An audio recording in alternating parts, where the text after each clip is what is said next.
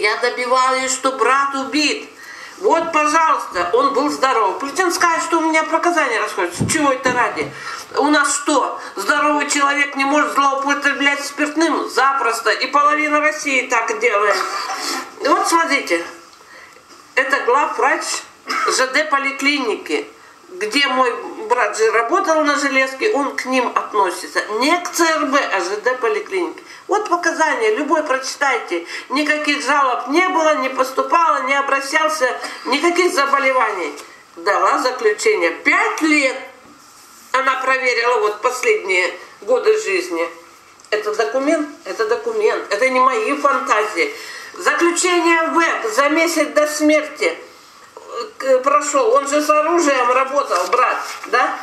Бюро экспертизы, что не назначалась и не проводилась экспертиза судебно-медицинская. И тут проявляется липовая экспертиза. Никитин, да как не посмел бы ни следователь, никто сделать вот такую липовую экспертизу. А это липа. Труп исследовали. Какой труп исследовать, если он 1,5 года в могиле? Ладно. Дальше, вот, пожалуйста. Тут как обрывается показание. Это вырвано из какой-то чужой экспертизы, вставлено. Угу. Тут должна быть роспись и печать эксперта. Вот, пожалуйста. А у нас ни тут нет в нашей экспертизе ни печати и роспись. Похоже, может быть, но это другая роспись. Кто у нас судебно-медицинский эксперт? Она Дудченко. А на самом деле он государственный судебный эксперт. Вот. И он не просто ставит как роспись, он ставит еще печать. А вот это липа, фальсификат, как я говорю. И даже тут неправильно написано. И судья это не замечает, не хочет замечать. Потому что есть, значит, выгода ей в этом. Дальше. Я настаиваю, я обжалую, я пишу и не сдамся никогда. Килинич дает, этот самый главный обвиняемый у меня. Он виновник в сговоре с Плетенской, вот подговаривает там всех остальных. Что якобы по виновник МУС ЦРБ по результатам ознакомления с историей болезни. Так нет никакой истории болезни. И какое отношение МУС ЦРБ имеет к моему брату? Обо всем этом я на всех судах кричу. Он туда не попал, на учете там лечиться не обращался, он ни отношения не имеет к ЦРБ.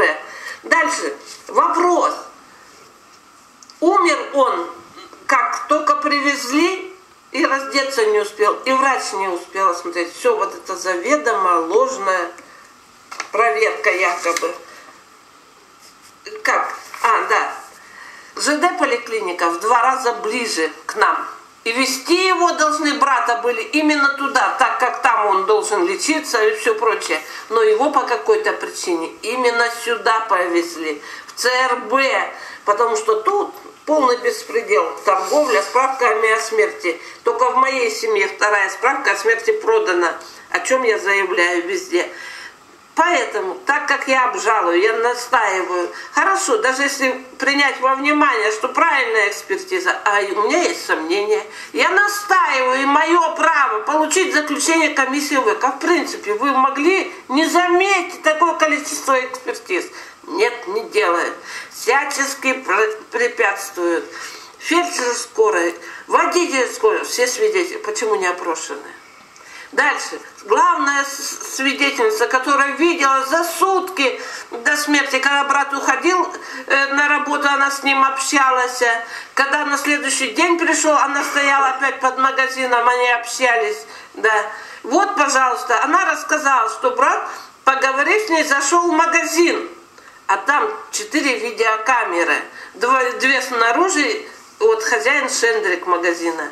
Почему не взяли показания? Почему не взяли эту видеозапись? Все это преступление в правоохранительных органах нашего района. И за все это отвечает судья Логачева. Надо было первый раз рассматривать правильно исковое заявление. Вот так вот все они. Пишешь им, пишешь, не говоря о том, сколько я отправляю в Генпрокуратуру, все возвращается к ним, и никаких проверок. Говорят, обжаловать в судебном порядке. Так обжалую, никто не проверяет. Пожалуйста, вот только это не апелляционная, 3-й раз подана кассационная жалоба. Кто-то ее рассмотрел? Нет. Сидит какой-то посредник между мной и кассационным судом и всячески препятствует этому. Вот она сидит и решает, отправить мою жалобу или не отправить. Это сознательно.